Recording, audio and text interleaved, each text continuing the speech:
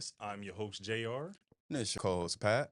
Yeah, everybody who knows that from our previous episodes, we like to start our episodes off with a mental tap in where we get a rating on a scale of 1 to 10. So, Pat, how you feeling today, bro? I'm feeling like I'm on the 10 today, I'm excited. It's been a great week. The sun is out.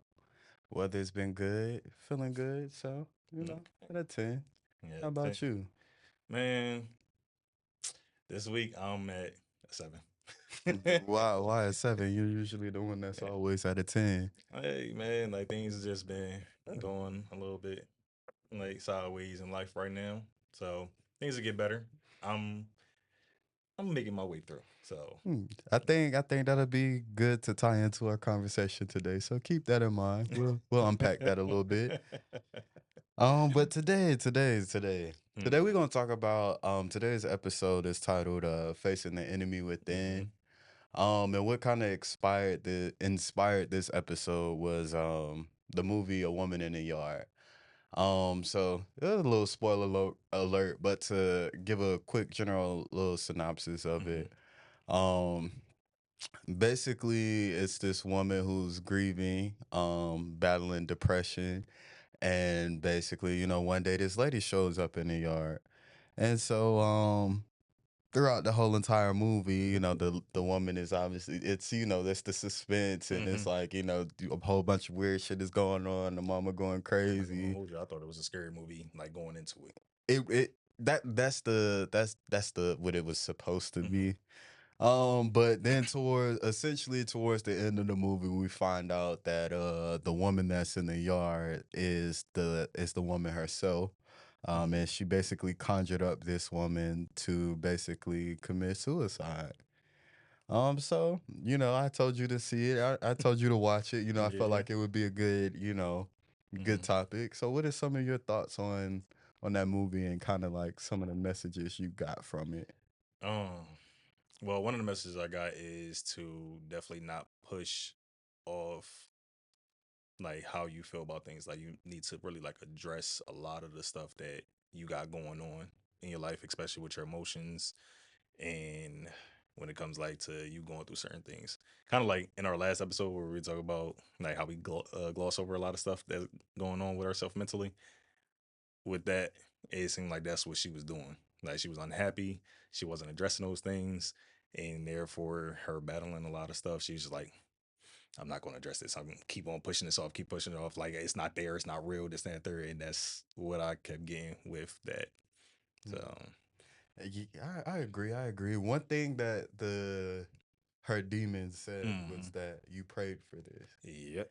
and it was a like now overall. Now some people, they didn't like the movie because it's like you should have killed yourself. All this build up and all this, Nah, that was insane. but nah. Like it was just for me. It just hit differently because, like, for one thing I could say is that I've been on both sides of that. Mm-hmm. I've been the child and experiencing, in that type of environment. Mm-hmm. Dealing with a parent that's battling, grieving, going through all these different emotions. But then also on the other side of being that woman, where it's like it's like when she said you pray for this, it's like when she said that. I don't think people realize prayer is not just the things you speak out loud, but it's Mm-hmm. also the thoughts that you have. Yeah. And so if you have a negative mindset or perspective, and it's like Mm-hmm. we don't realize that we're conjuring up these demons and we gotta Yeah. face them because these are the demons that we create. But with that being said, I want to ask you. So, what do you think? Like to you, what does facing the enemy or facing your demons? What does that mean to you? What does that look like for you? Um, I'll say it's more so like trying to really focus on within, like addressing your issues that you are essentially not talking about. Like we look at the surface level of things like, oh, it's just life, you're just going through certain things, but it's like, why are you going through those things? Like what is it that you are truly like not addressing Mm-hmm. that is causing you to keep going down this path? Mm-hmm. Like with the lady, her husband had died because of the accident. But what was it that she was essentially like constantly dealing with before then that caused her to have that argument with her husband to make her feel like, oh, we need to leave, and where she wanted to leave that whole relationship. So, or her marriage. Right. um, Right. so it's like you gotta face and deal with all the stuff that's like deeply rooted that you're not even attempting to even look at, that you don't even want to talk about. You know what I would what I would, as you were talking, what I thought about, Hmm. I would say facing the enemy or demons within is dealing with the unresolved trauma. The unresolved trauma that lingers on, that we, you know, that we carry on. Like we like you said, we just gloss over it. And like and one thing I should have said last episode as well, when I asked you why do you think we don't talk about a lot of the mental health and things of that nature. And I was thinking about it last night. The biggest problem and the reason why we don't is because it's a sign of weakness. We view I that. said that. I Oh, you said did it's say that? weakness, bro. Like, I said it's I weakness. remember. Go back and look at that joke. I said it. It's because we weak, bro. It's weakness. Yeah, a lot. No, but yeah, nah. I think that showing vulnerability is Hmm. shown as like you feel like you're less than. You feel like Hmm.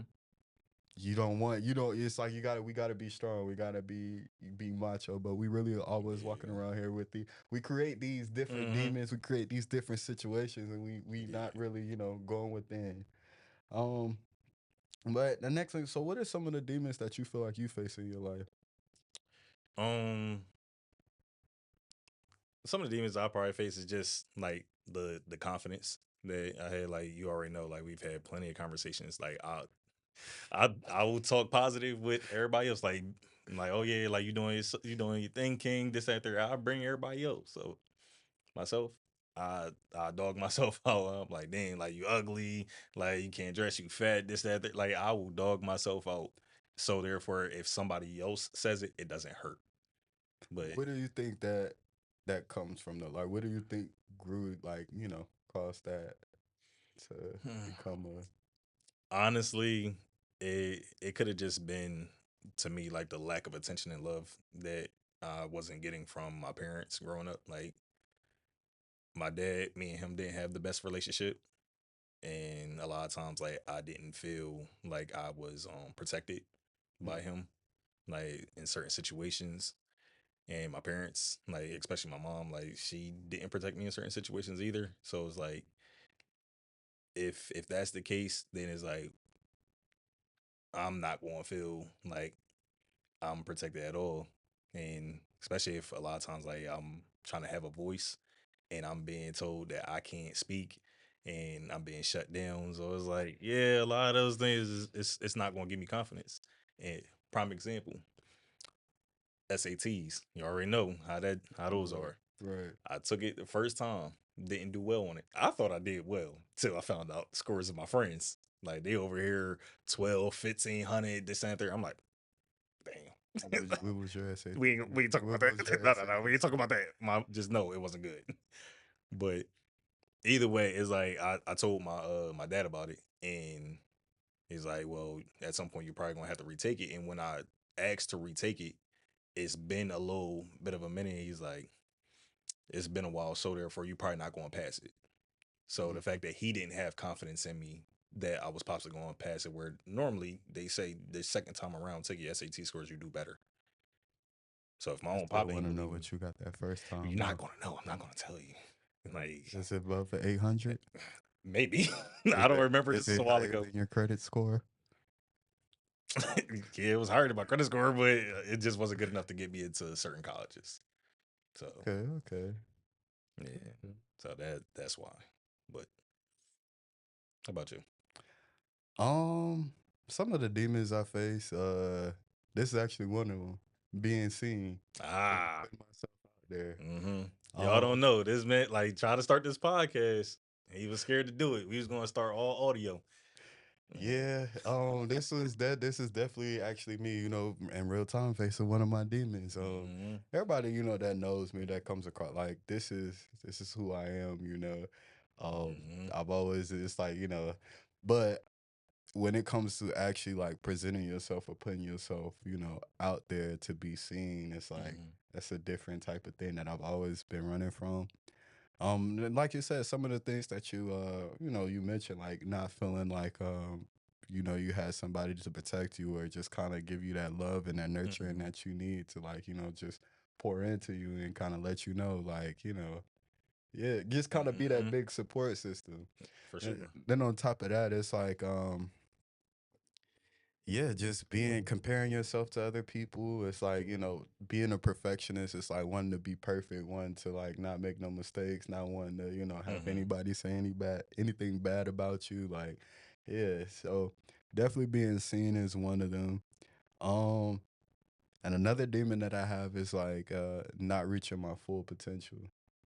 Are you scared to reach your full potential, or is that you're actually scared that you're not going to be able to? Um, I say it's a mixture of I say it's a mixture of both. Hmm. And the thing about it is, it's like I'm my own worst enemy. So everybody, Hmm. everybody can agree they're their own worst enemy. And so, um, in order to reach my full potential, Hmm. this is a part of it. Being seen, putting myself out there, being Hmm. able to stand Actually confident in walking through who, that fire. yeah, so, standing on, who you are and not, being, standing on that. Right.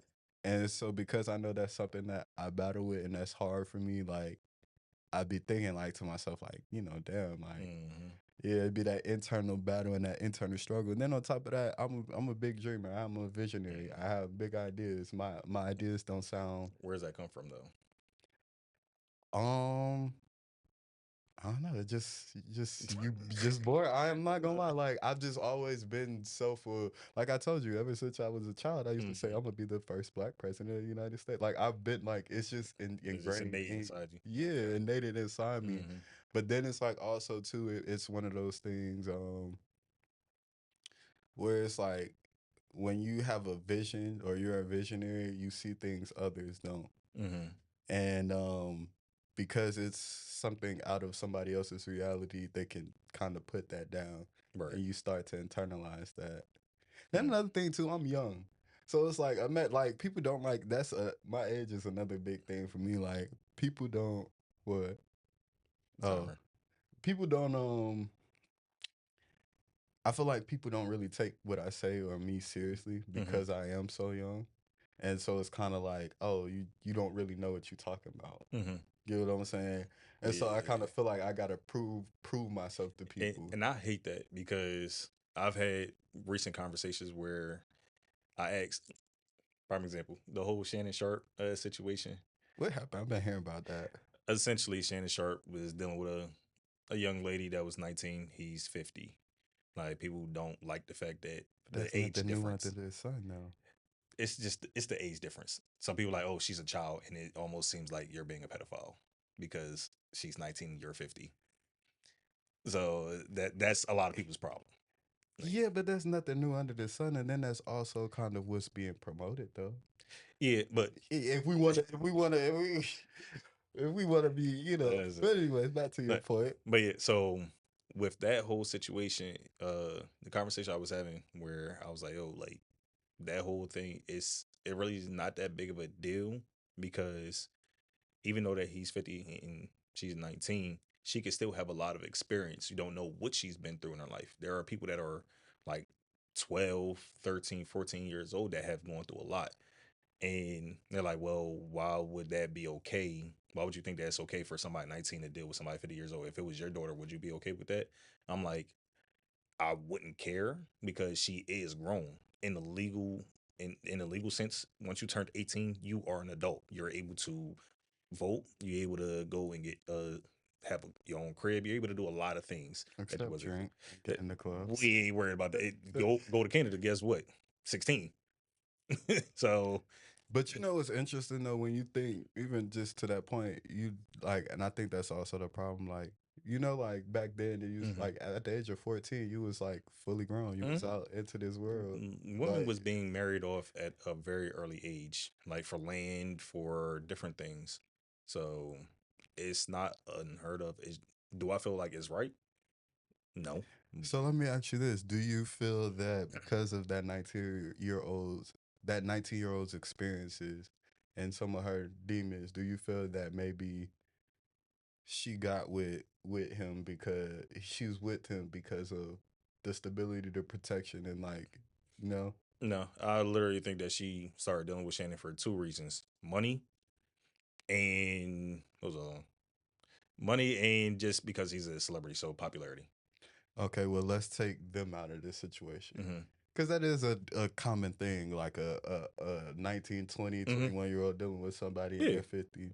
So, in that aspect, do you think that because of the experiences and things that they've been through, and let's say family trauma and things of that nature, Mm-hmm. do you feel that people around younger people gravitate towards older people because of that, some of what they've missed out on? So, not necessarily. Like women, especially gravitate towards older men because it gives the sense of stability because that's what they want.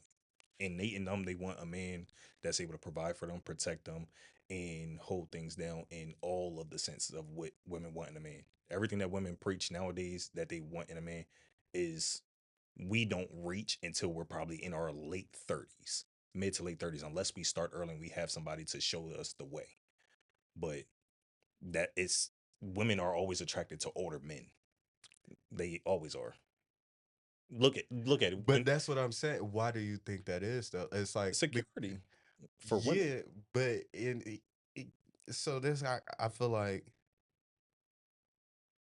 that would play a factor into like that's what I'm saying. I to me, right? If it's for Mm-hmm. security, you as a woman, a 19, 20-year-old woman, Mm-hmm.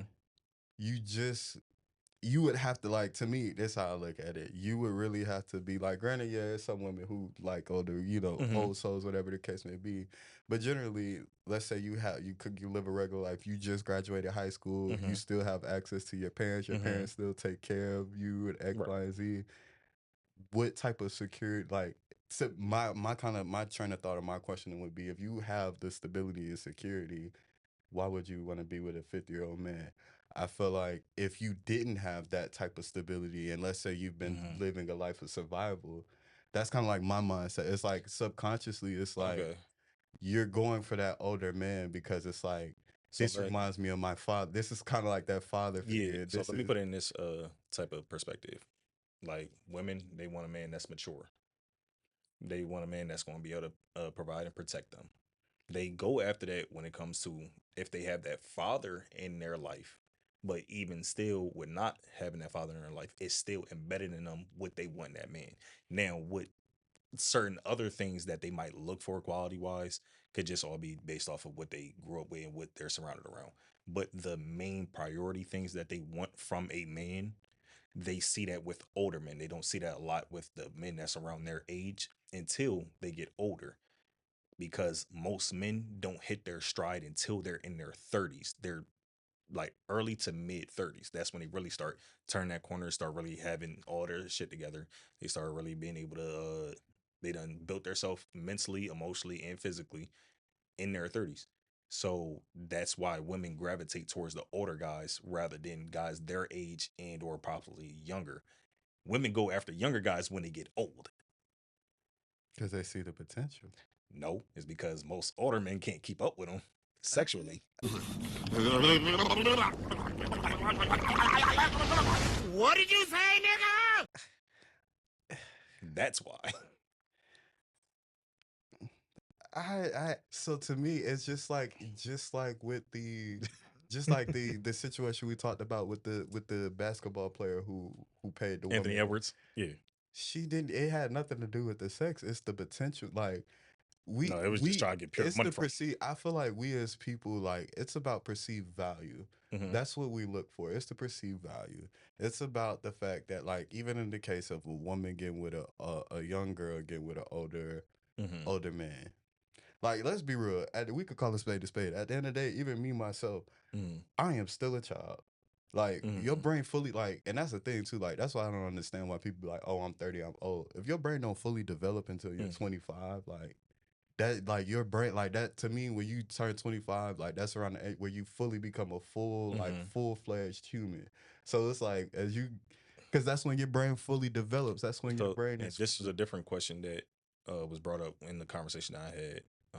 Was what makes somebody an adult? And the person says the experience.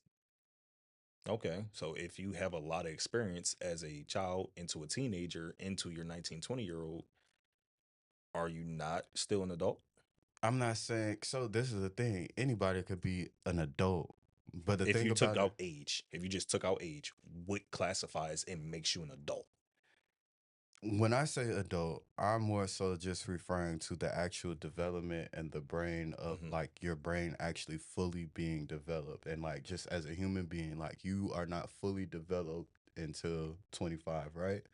Okay. But here's my thing, just be age is nothing but a number to me because like we age, but we don't evolve. Hmm. So my thing of it is yes, we're considered adults once we reach the age of 18, right? Hmm. But if you never grew up past the age of 12, you have 30-year-olds who still act like 12-year-olds. You Hmm. have 40, For 50 sure. year olds who still, even in the case of Shannon Sharpe, probably is still, in his mentality, is still a 25-year-old.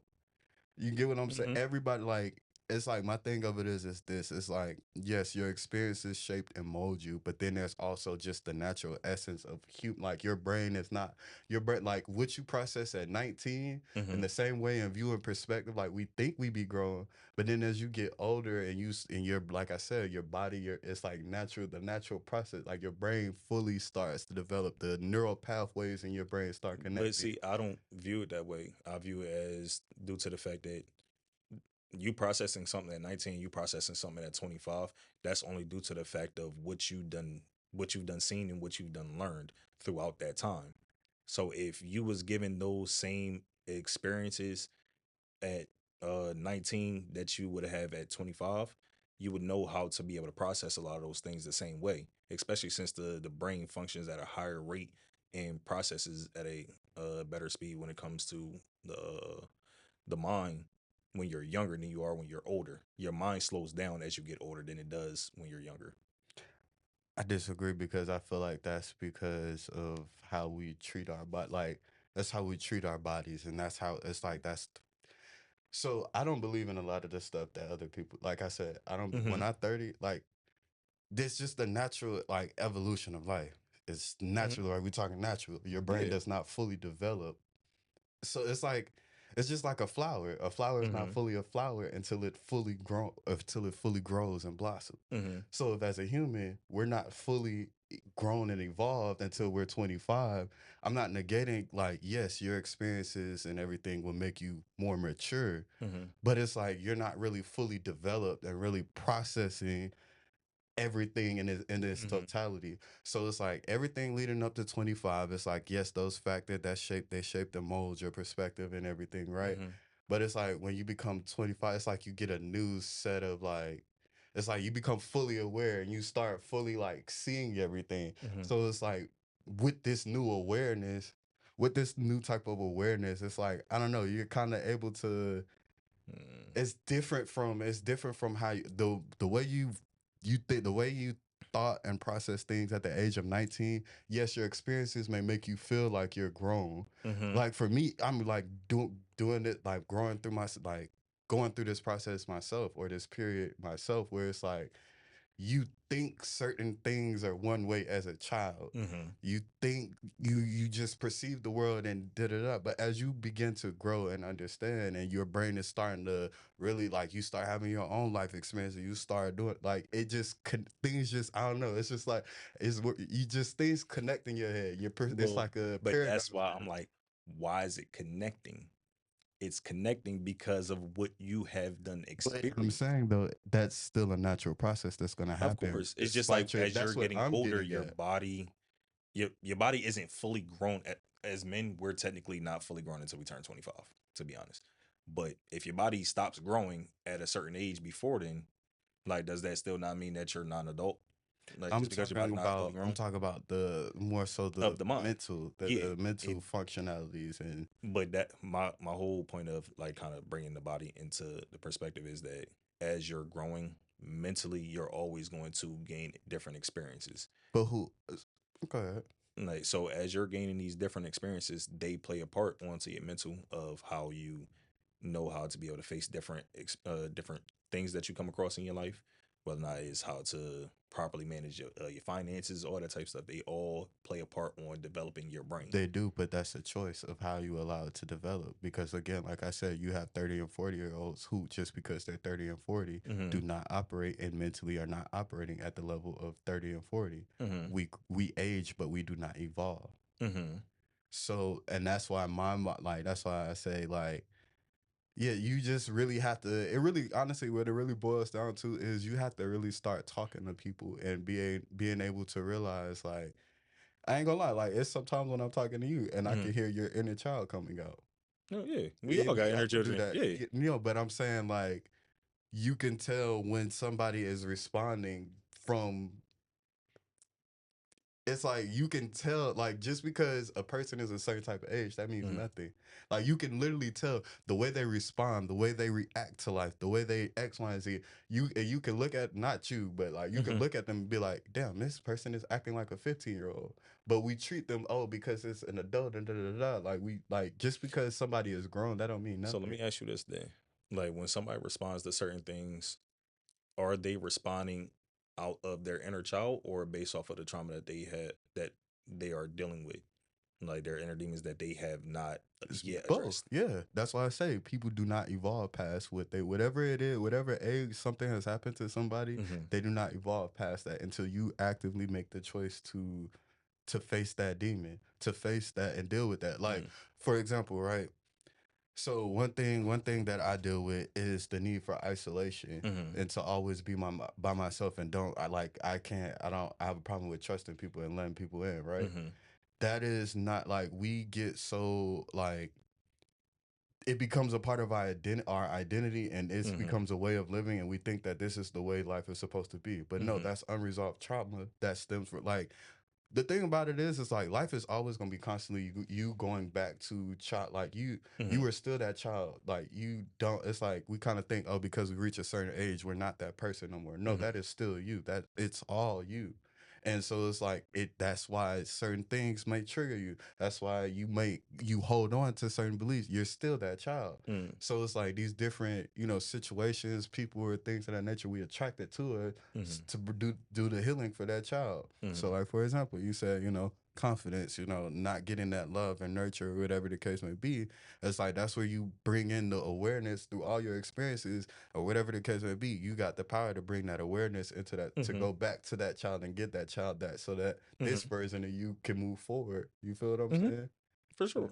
Like, I definitely understand it. What?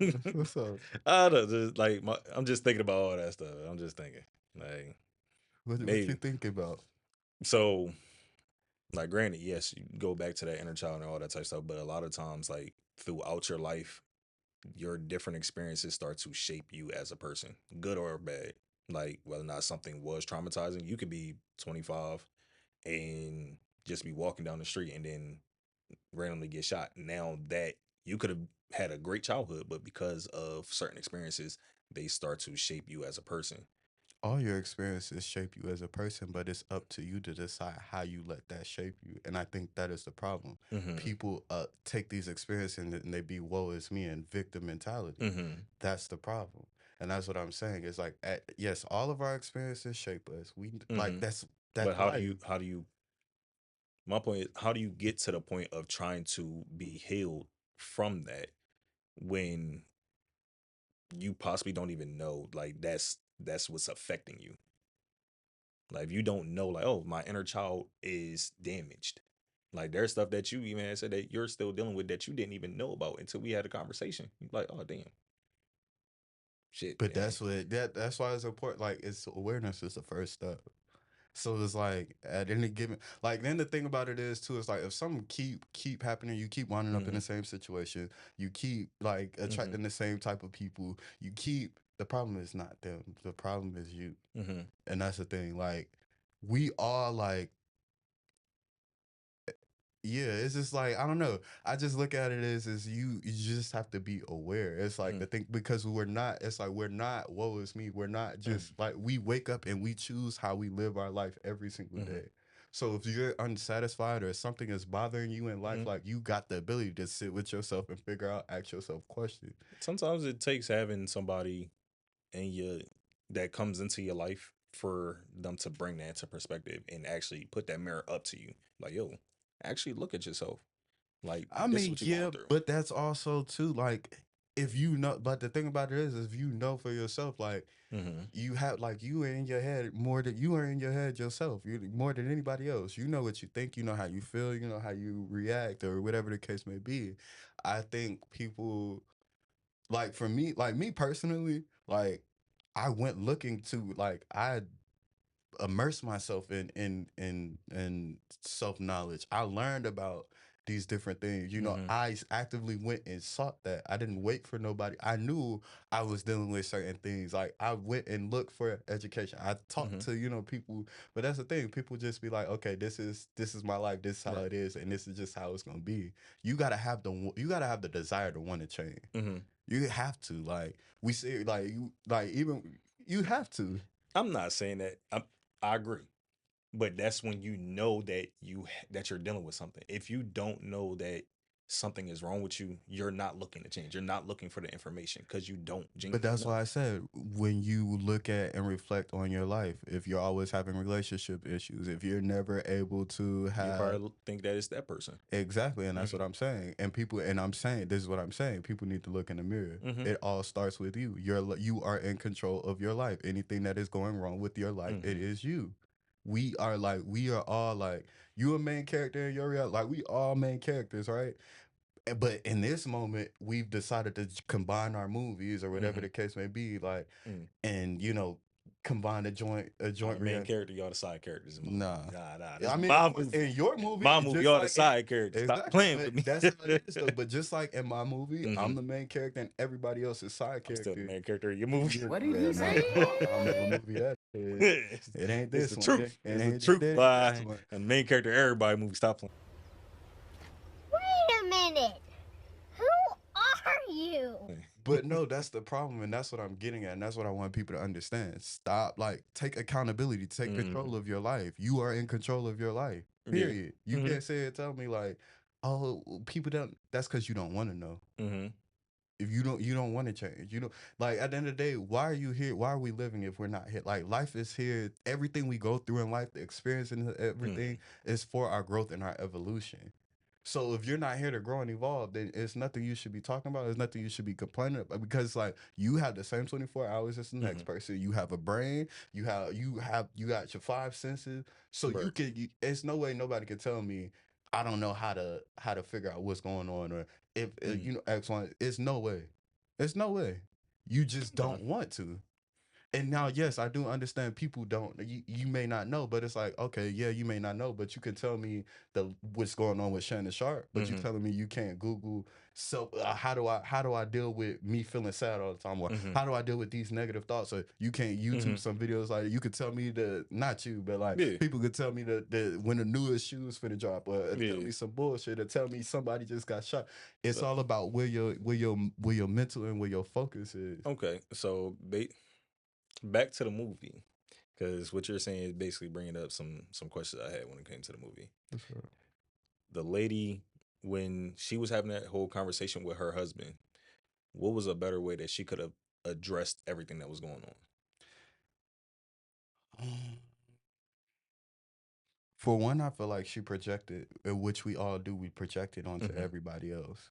We project our unhappiness. We project our dissatisfaction, whatever you want to call it. We project that How onto. did she project?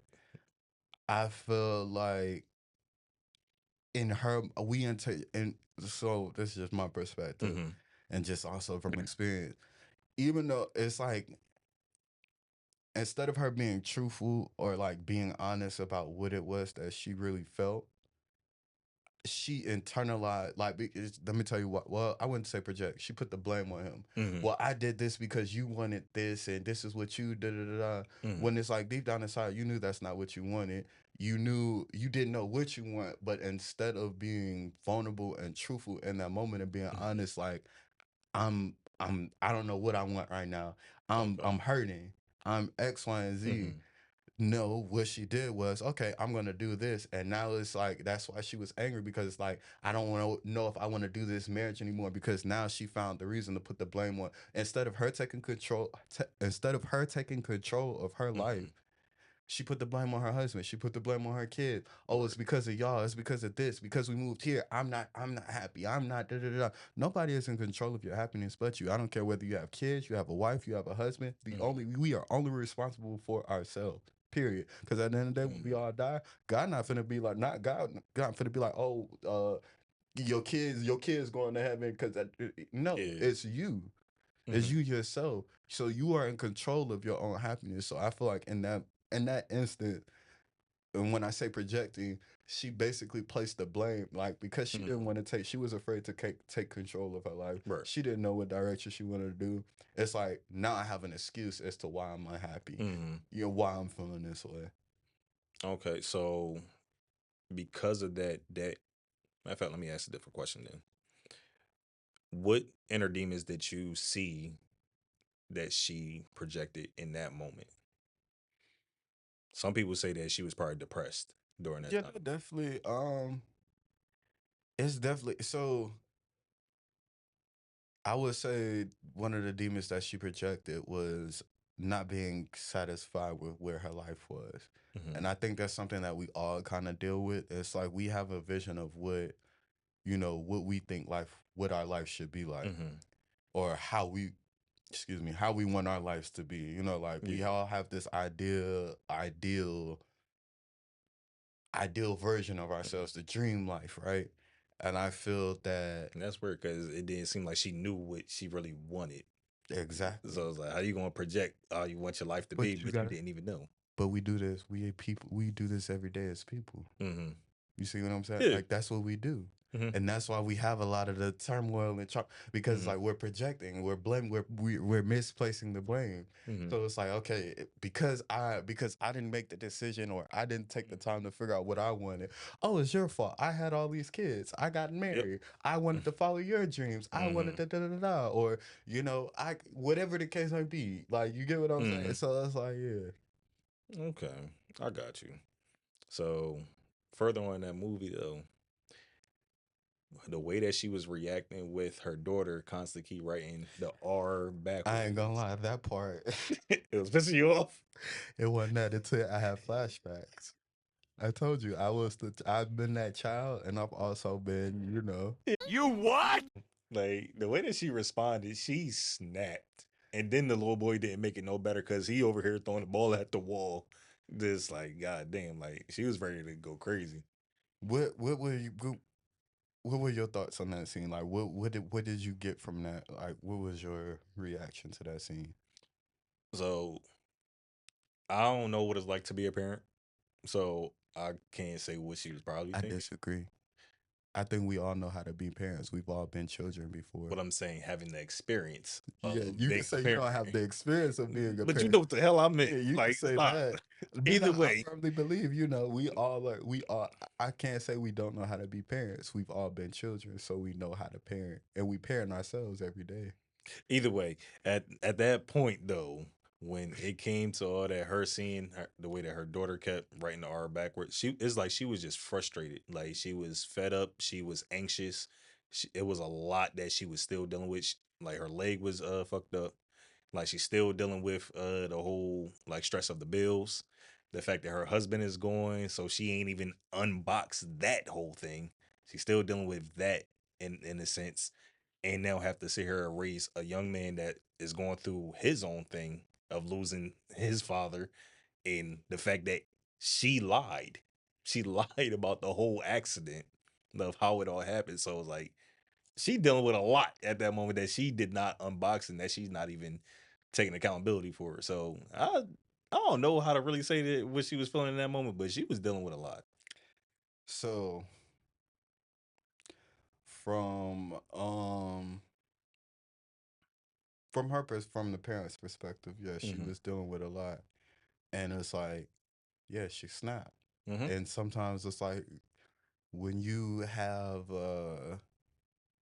when you feel like the whole weight of the world is on your shoulders, you get what you see.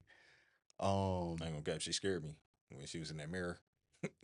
Like just over here trying to console her daughter, and the next thing that knife came out and stabbed. I'm like, hey yo.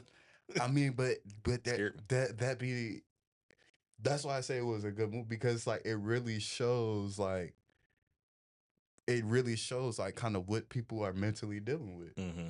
But as for on the flip side, as the child, you don't see or understand Mm-hmm. all of that.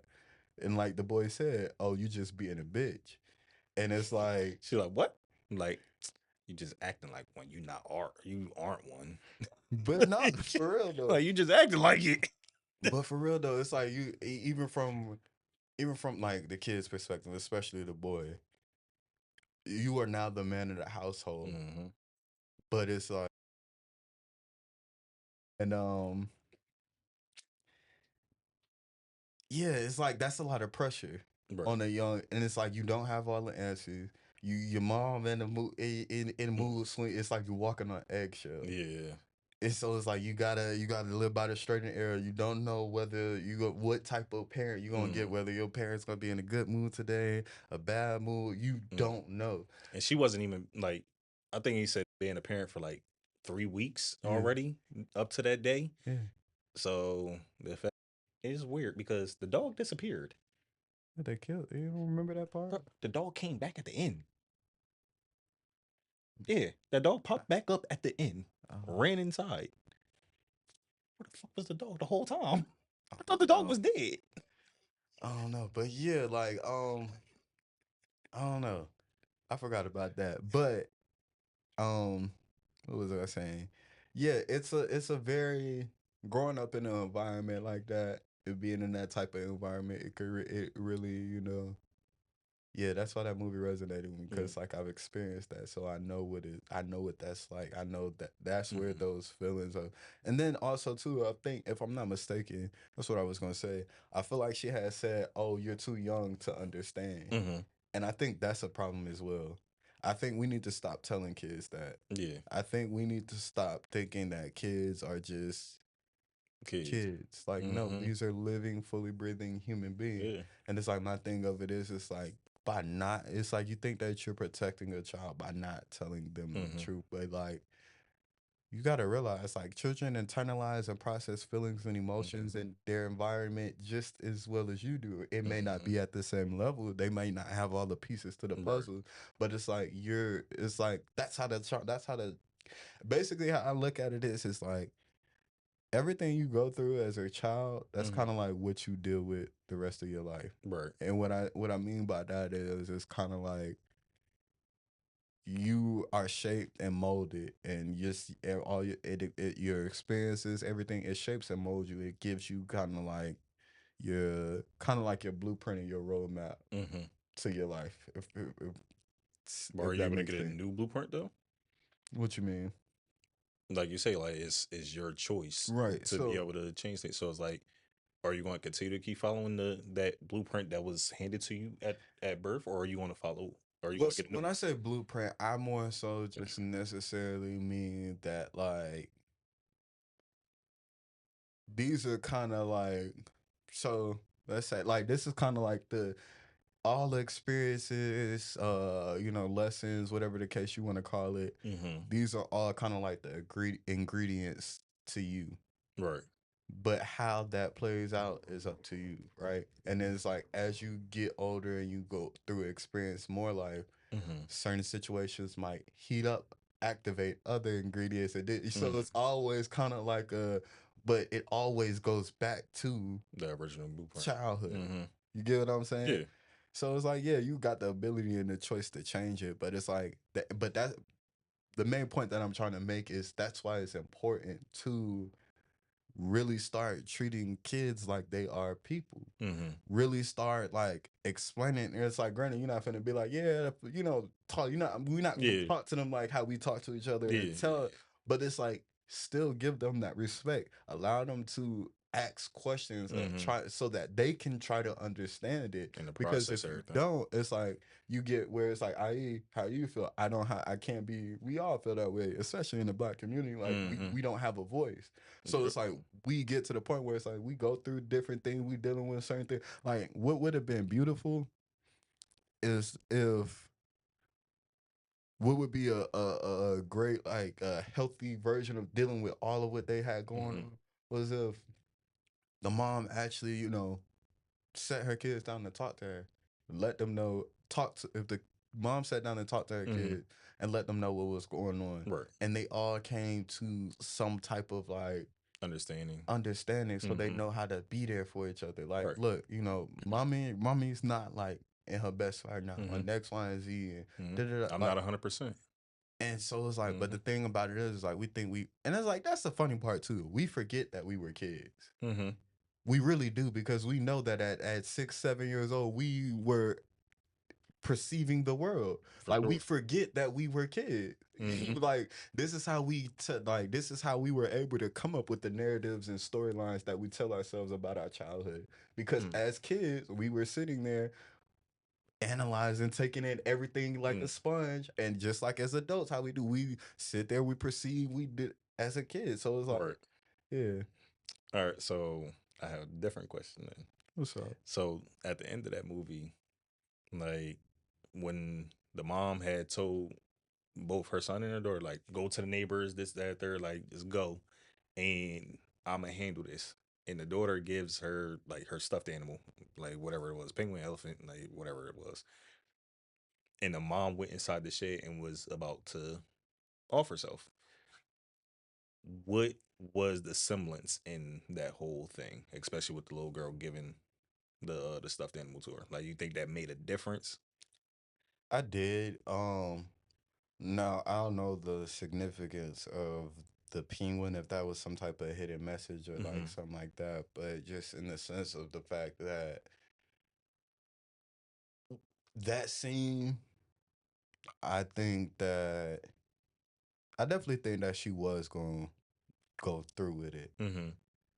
And I think by seeing that penguin, it brought back. So, in order to be in a space like that, you have to be operating in negativity. It's a mindset, it's a perspective, it's a dark place. Hence why she conjured up her own demon. Right. She prayed for this. She was dwelling on negative thoughts. And I think that when you are in that dark place, you lose sight of the light. You lose sight of love. You lose sight of the positivity. And that joy. Exactly. And one of my homeboys, we talked about this, but he told me, you know, the yin and yang, right? Yeah. It's not 50-50, it's 51-49. 49 being the darkness, 51% being love and light. And the reason why it's 51% is because the 1% in the middle is the power of will, and you have the will to choose. And so, like, that 1%, because you always can choose light, you always can choose positivity.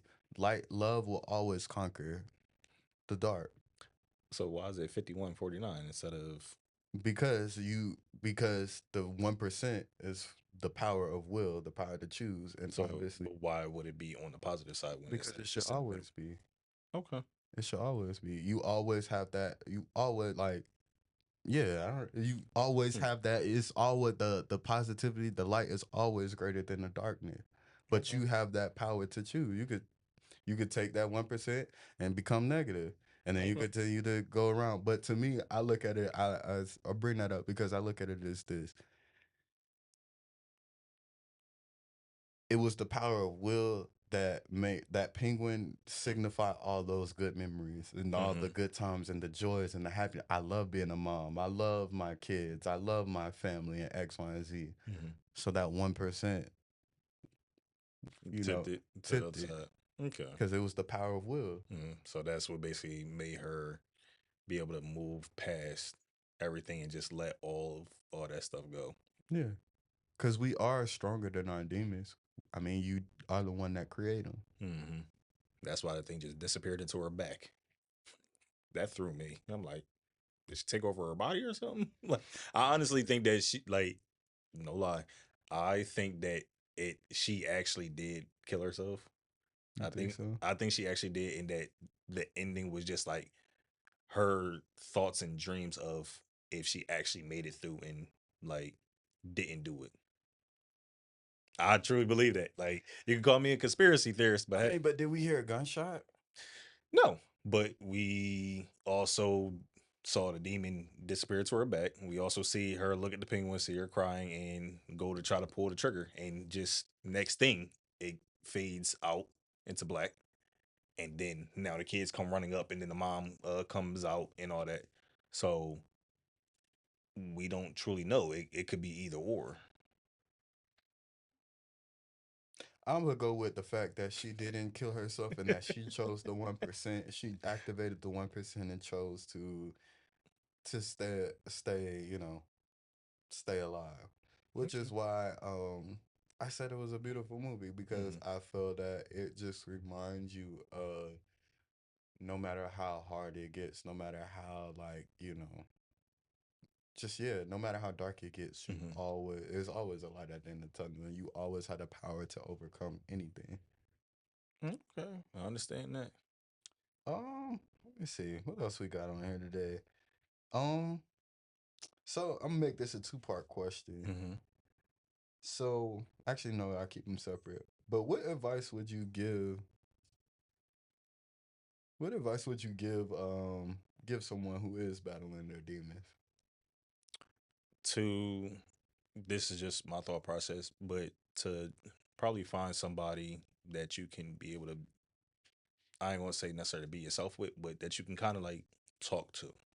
Like, cause I feel like that is strength in numbers when it comes to certain things, especially fighting your demons. Cause if I have somebody in my corner that I can honestly talk to, that will be able to sit there and be there with me through all of that and help me try to find my way through it, then it'll give me the strength. Like, Mhm. because most people don't know what we go through. If most people don't know what we got going on and all that, it makes it harder. Mhm. So if you, I say probably try to find somebody like that you could probably be real close with, whether or not it's your husband or your wife, whether or not it's a parent, your sibling, like a best friend, cousin, whoever it is. Like, if you're able to be open and honest with them, cherish that person, have them in your corner for you to be able to try to fight through all that with. Mhm. That's my advice for it. Like, if you're alone, like you don't have no friends, no family, like all that, then I say you probably gotta go see therapy. Mhm. I'm dead. But I agree. I agree.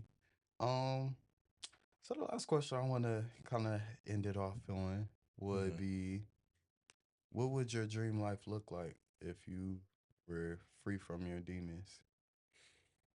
um, where I'm able to tackle any and all situations that come into my life, like with the most confidence that I could have, where I feel like I can like do anything. I can fly. Like, I feel like I could jump off a building and start flying. Yeah. So that's me actually being free from my demons. Like, not sad. Like, just, well, there's gonna be times that we get sad, but whereas like I can really like continue to keep moving forward. Like, nothing is really holding me back. So that's what my life would look like.